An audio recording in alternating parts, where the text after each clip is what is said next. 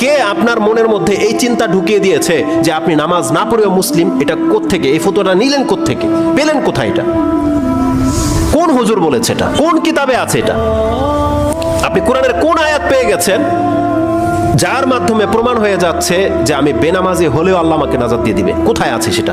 সে হাদিসটা কোনটা যার উপরে ভিত্তি করে আপনি বেনামাজি হয়ে বসে আছেন? কে আপনাকে উদ্ধার করবে?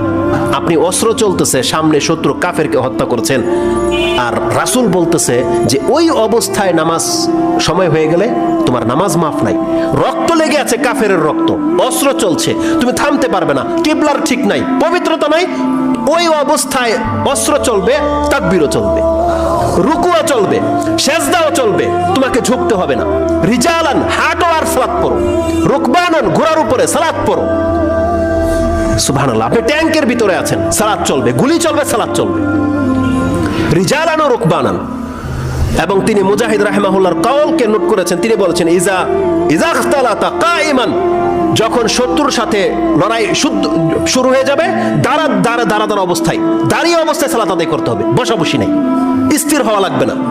এবং আব্দুল ইবনে ওমর রাদিয়াল্লাহু তাআলা তিনি রাসূল সাল্লাল্লাহু আলাইহি ওয়াসাল্লাম থেকে হাদিস কোট করেছেন যে আনিন নবী সাল্লাল্লাহু আলাইহি ওয়াসাল্লাম ক্বালা ওয়া ইন কানা আকসারু মিন যালিক, যদি শত্রুর সংখ্যা বেড়ে যায়, তোমাদেরকে যদি জমিনে দাঁড়িয়ে সালাত আদায় করতে না দেয়, ফালিউসাল্লু কিয়ামান ওয়া রুকবানান, তাহলে সে দাঁড়িয়ে থেকে সালাত পড়বে, দৌড়বে আর সালাত পড়বে, সে তার ঘোড়ায় চেপে সালাত পড়বে, সে তার যানবাহন থেকে সালাত আদায় করবে, সালাত মাফ করা হয়নি।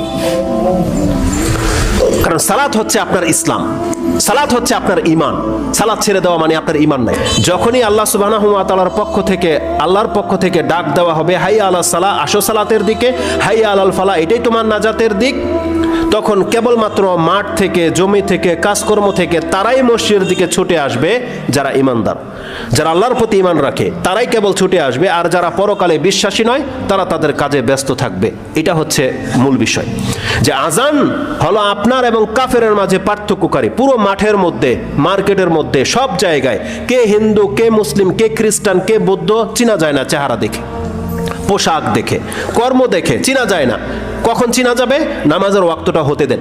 যেমনি হয়ে যাবে হাইয়া আলাস সালাহ, আসো সালাতের দিকে, কেবলমাত্র এই টিমের মাঝে যারা মুসলিম তারাই দেখবেন কেবল মসজিদের দিকে আসতে আছে, তারাই কেবল সালাতের দিকে আসতে আছে। আর বাকি যারা আছে তারা তাদের ধর্মের সাথে কোনো সম্পর্ক নাই, সালাতের সাথে তারা থেকে যাবে। তখন আপনি বুঝতে পারবেন যে এই লোকগুলো হচ্ছে মুসলিম আর এই লোকগুলো হচ্ছে অমুসলিম। এভাবে পার্থক্য করতে হবে। তা সালাতকে সে মানদণ্ড দেওয়া হয়েছে যে সালাত হচ্ছে বান্দা এবং কুফরের মাঝে পার্থক্যকারী। এটা ছিল একটা হাদিস যেটা ইমাম মুসলিম রাহিমাহুল্লাহ তিনি তার কিতাবুল ঈমানের মধ্যে 35 নম্বর পর্বে এনেছেন। হাদিস যেমনটা বলেছি 148 এবং 149 নম্বর। ওমর রাদিয়াল্লাহু তাআলা আনহু তিনি বলতেন, লা হাজ্জা ফিল ইসলামি লিমান তারাকা সালাহ, যেই ব্যক্তি সালাত ছেড়ে দিল, নামাজ পড়ে না, এই ব্যক্তির ইসলামে কোনো অংশ নাই। তার মানে যেই ব্যক্তির সালাত নাই সেই ব্যক্তির ইসলাম নাই। ওমর রাদিয়াল্লাহু তাআলা